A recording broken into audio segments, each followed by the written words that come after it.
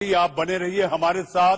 डाबर के प्रमुख आयुर्वेदाचार्य डॉक्टर गौरव शर्मा भी जुड़ चुके हैं, जो बताएंगे कि आखिर एक व्यक्ति को अपनी इम्यूनिटी कैसे बढ़ानी चाहिए और इसके साथ साथ रोकथाम के लिए ऐसे क्या उपाय करने चाहिए। डॉक्टर गौरव, हम ये जानना चाहेंगे कि इस समय कोरोना की जंग में एक व्यक्ति सहज तरीके से खुद को कैसे बचा सकता है, अपने परिवार को कैसे बचा सकता है और कैसे सेहतमंद रह सकता है। डॉक्टर शर्मा जी, मनीष जी, देखिए, सर्वप्रथम तो मैं बोलना चाहूंगा कि जितने भी आपको प्रिवेंशन के उपाय सरकार के द्वारा निर्देशित दिए गए हैं वो सब अपनाने हैं।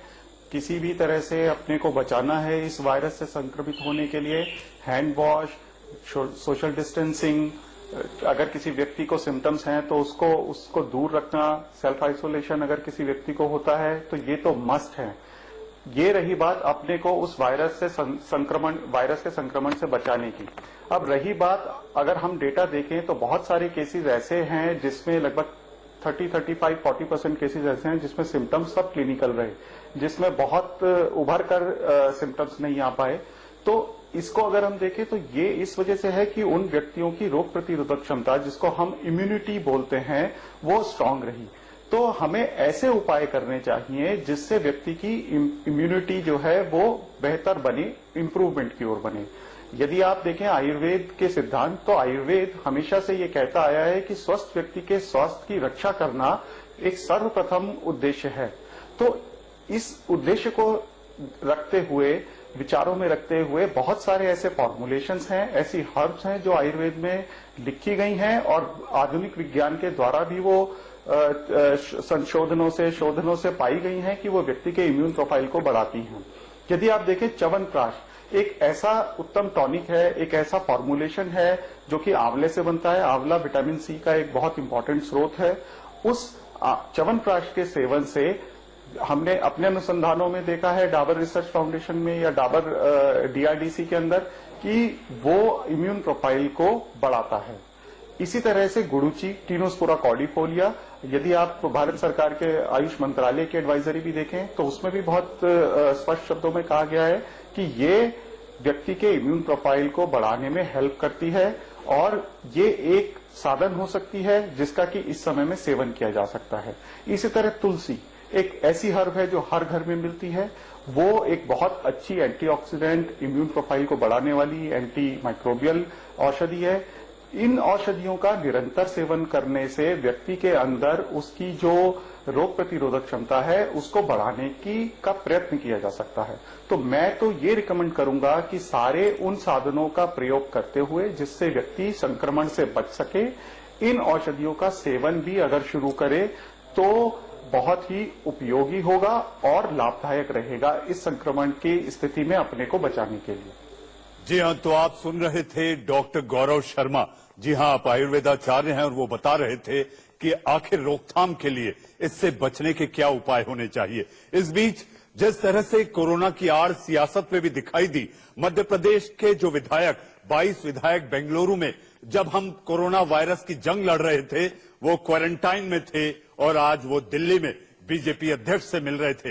ये रही सियासत और कोरोना की दोस्ती। अब वक्त ये सवाल और जानकारी करते हैं कि आखिर जिस तरह से अफवाहें फैलाई जा रही हैं, अलग अलग उपचार को लेकर अलग अलग पद्धतियां सामने आ रही हैं, तो आप क्या कहना चाहेंगे कि आखिर इससे कैसे बचा जाए? क्या घरेलू नुस्खों से ही आप इससे दूर रह सकते हैं और इसकी रोकथाम कर सकते हैं? डॉक्टर शर्मा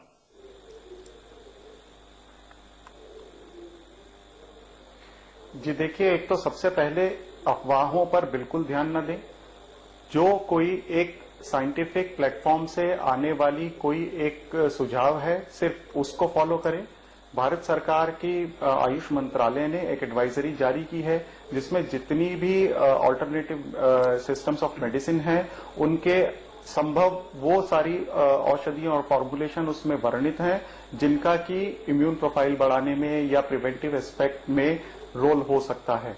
इसके अलावा किसी भी अनरिसर्च, अनसाइंटिफिक प्लेटफॉर्म से आने वाली किसी भी प्रकार की एडवाइजरी को मानना मेरे ख्याल से इस समय बहुत गलत चीज होगी। ऑल्टरनेटिव सिस्टम्स ऑफ मेडिसिन हैं, उनके संभव वो सारी औषधियां और फॉर्मुलेशन उसमें वर्णित हैं जिनका कि इम्यून प्रोफाइल बढ़ाने में या प्रिवेंटिव एस्पेक्ट में रोल हो सकता है। इसके अलावा किसी भी अनरिसर्च अनसाइंटिफिक प्लेटफॉर्म से आने वाली किसी भी प्रकार की एडवाइजरी को मानना मेरे ख्याल से इस समय बहुत गलत चीज होगी।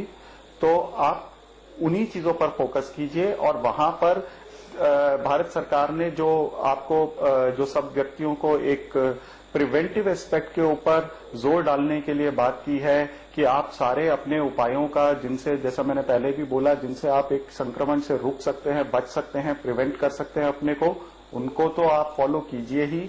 और साथ में इस तरह की जो अनुसंधानित औषधियां हैं, जैसे गुड़ुचि घनवटी, संशमनी वटी के नाम से भी जानी जाती है, टीनोस्पोरा कॉर्डिफोलिया, इसका एक बहुत अच्छा इम्पैक्ट होता है इम्यून प्रोफाइल में, उनका इस्तेमाल करें। उसके अलावा अगत्य हरित की अवलेह है, यदि आप आयुर्वेद की बात करें तो वो अगर माइल्ड से सिम्टम्स हैं उस समय एक सपोर्टिव ट्रीटमेंट की तरह लिया जा सकता है। तुलसी के बारे में वहां लिखा गया है कि तुलसी का प्रयोग करें।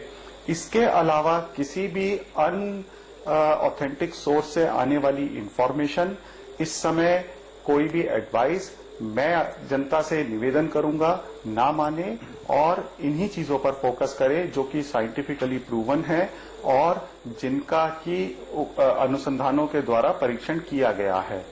तो ये एक बहुत आवश्यक चीज है इस समय। गलत चीजों की वजह से आप अगर अपने को एक्सपोज करते हैं तो उसके परिणाम काफी गलत हो सकते हैं।